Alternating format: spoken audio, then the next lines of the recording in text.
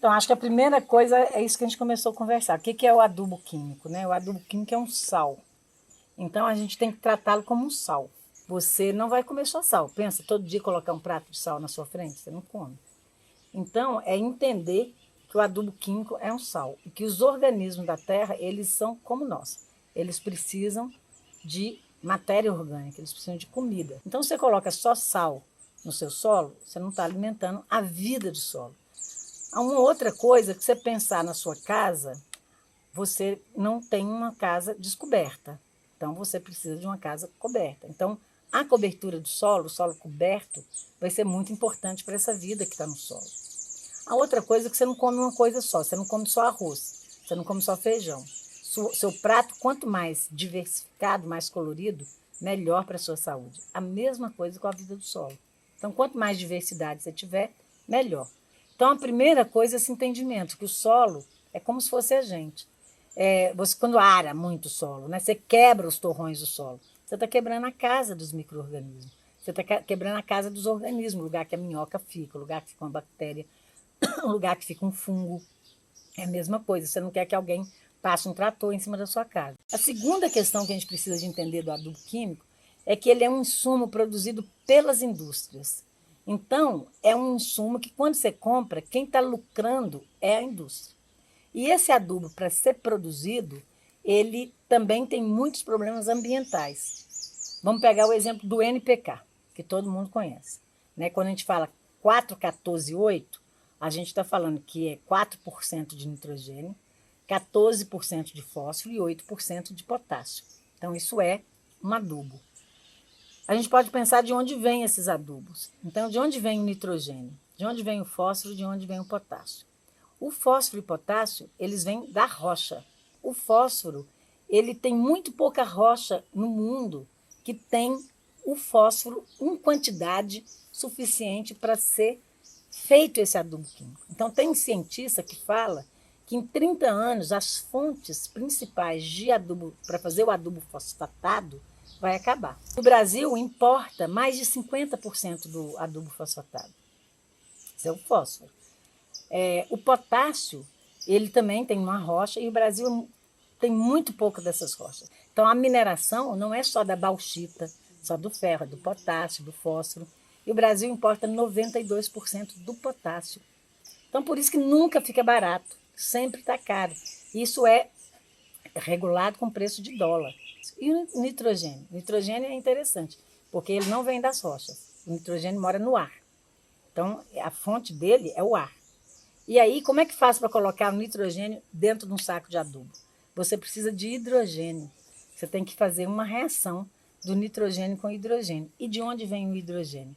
Vem principalmente do gás natural, ou é um subproduto do petróleo, da nafta. Ou seja, você está tendo um gasto energético muito grande e você está explorando ou o gás natural, que o Brasil não tem, ou então esse subproduto do petróleo. Então, é problema com mudança climática e tal. Então, só com isso, você já vê que a agricultura brasileira não é sustentável, porque ela depende muito desses adubos. Bom, um terceiro problema que tem relacionado aos adubos químicos é, como disse um agricultor lá de Mariana, o adubo químico é provocador de uso de agrotóxico. Por que ele é provocador de uso de agrotóxico? Primeira coisa que você pode entender é que sua planta tem que estar forte, saudável, resistente para resistir às doenças e aos ataques de inseto, de outros organismos.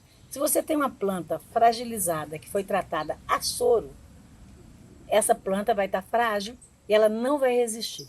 Esse é um aspecto. O outro aspecto é que quando você coloca adubo químico, a tendência da planta é absorver, porque vai estar muito disponível ali, ela acaba absorvendo mais dos nutrientes que ela precisa. Um deles que ela absorve mais é o nitrogênio. Então, vai ter muito nitrogênio na folha. É a história da alface tenra. Por que ela está tenra? Porque ela tem uma quantidade maior de nitrogênio. Aí vem um inseto e come essa seiva, se alimenta dessa seiva da planta. É nitrogênio que você está dando para ele. Se tem nitrogênio, ele cresce muito, reproduz muito. Você vai ter mais problema de praga. Então, a pergunta é, então como fazer? Qual é a solução? Se a gente, a princípio, o adubo químico traz todos esses problemas. Se a gente for olhar, quando que começou a usar adubo químico? Os mais velhos, como eu, na minha casa, nunca, meu pai nunca usou adubo químico. Então a gente tem que entender a história do modelo hegemônico de agricultura. Porque as indústrias no pós-guerra queriam um mercado para vender os produtos dela. Já que tinha acabado com a guerra, precisava de um mercado. Então eles começaram a produzir isso que a gente chama dos insumos, os agrotóxicos, as sementes, o material de irrigação, o trator, o adubo químico, para vender, para a agricultura ser, então, um lugar de compra desse material para dar lucro para as empresas. Então tem que vir com um discurso, uma narrativa. E qual que era o discurso?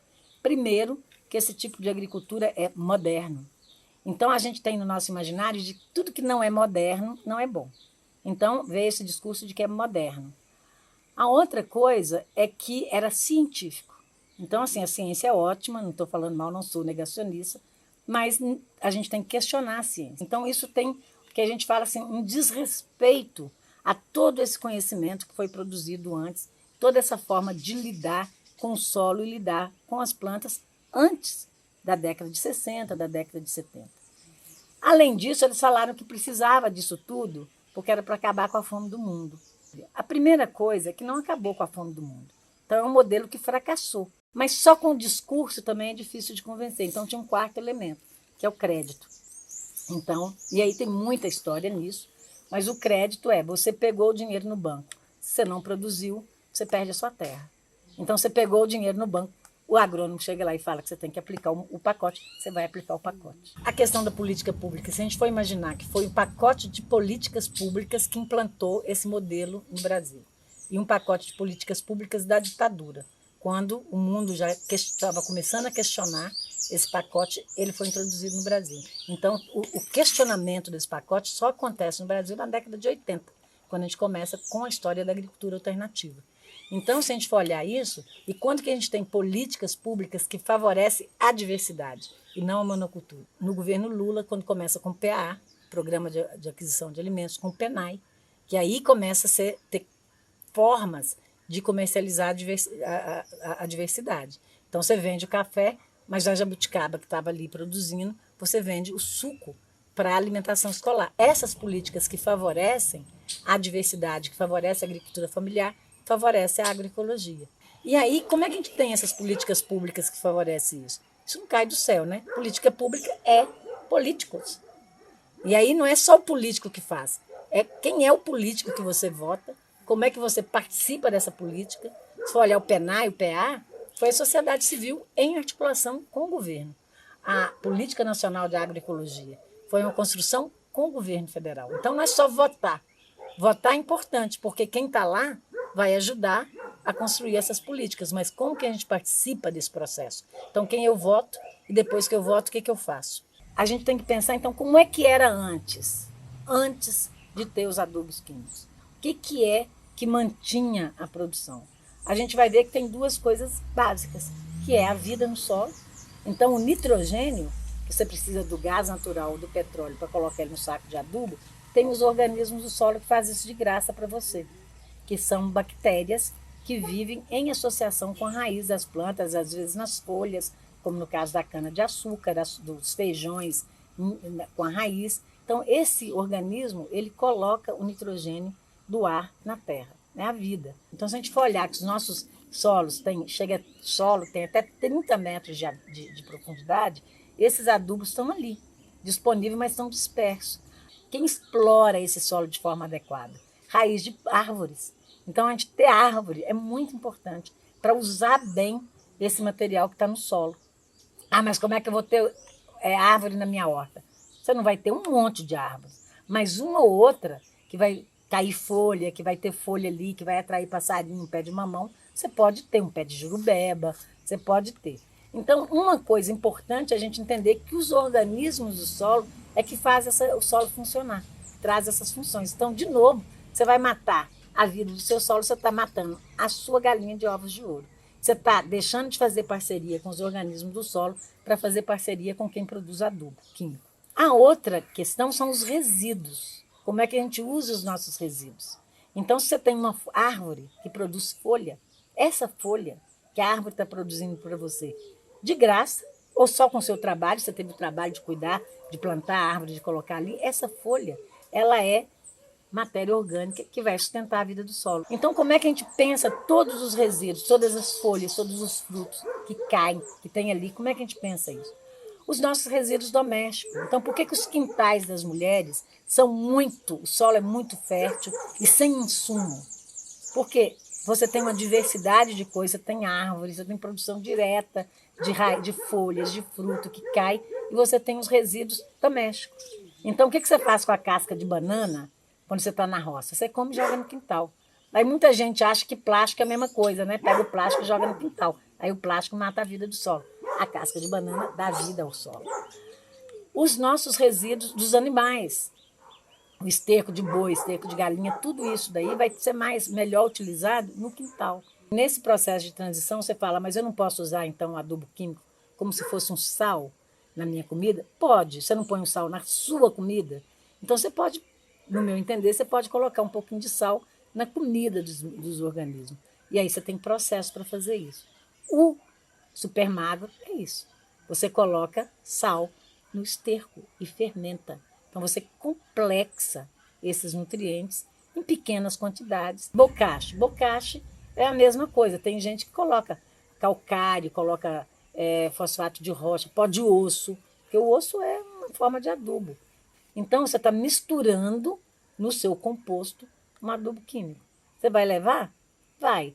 Aí você fala, mas no meu café eu coloco NPK, eu coloco 25-20, que é 20% de nitrogênio, 5% de fósforo, 20% de potássio. É adubo puro, eu não estou compostando ele. Pena, melhor se compostasse, passasse por um verme composto, um minhocário. Minhocário, por exemplo, a gente coloca inclusive pó de rocha, porque o pó de rocha é diferente. E aí a gente tem que entender por que é diferente o pó de rocha, uma rocha moída, do adubo químico solúvel. Porque o pó de rocha é só a rocha moída. Por isso que a agricultura orgânica aceita. Porque isso, a vida do solo vai ter que apodrecer esse pó de rocha ali, vagarosamente, para ela se nutrir dele. Então, ele não tem uma descarga de sal muito rápida. É aos poucos. Então, funciona como se fosse sal no seu prato. Aí você fala, mas tudo bem, então eu não vou colocar fosfato de rocha, eu não vou colocar pó de rocha. Se eu colocar o pó de rocha, eu já sei que ele vai demorar mais a decompor. Então, se eu misturar o pó de rocha no esterco, no curral, no minhocário, ele vai fazer esse processo mais rápido. Mas eu não quero usar nada disso, eu quero usar adubo químico mesmo. Tá bom. Você vai usar só adubo químico na sua lavoura? Ou você vai manter o solo coberto? Ao invés de capinar, você vai roçar? Mas você vai roçar baixinho ou você vai roçar alto? Porque se você também passar a roçadeira raspando tudo no solo, é a mesma coisa de capinar. Você vai roçar? Você vai deixar algumas árvores para produzir matéria orgânica? Você vai parar de usar veneno? Já tá bom. Então, eu acho que a gente tem que entender esses processos para ver, então, qual é a saída? A saída é, se você não quiser usar adubo químico, é isso. É cuidar da vida do solo, ciclar. Então, se a gente ciclar tudo e se a gente cuidar bem da vida do solo, não precisa de buscar outras, não precisa de enriquecer empresa que produz adubo. E a gente ficar reclamando que todo o dinheiro que eu faço, eu tenho que comprar adubo, eu tenho que comprar agrotóxico.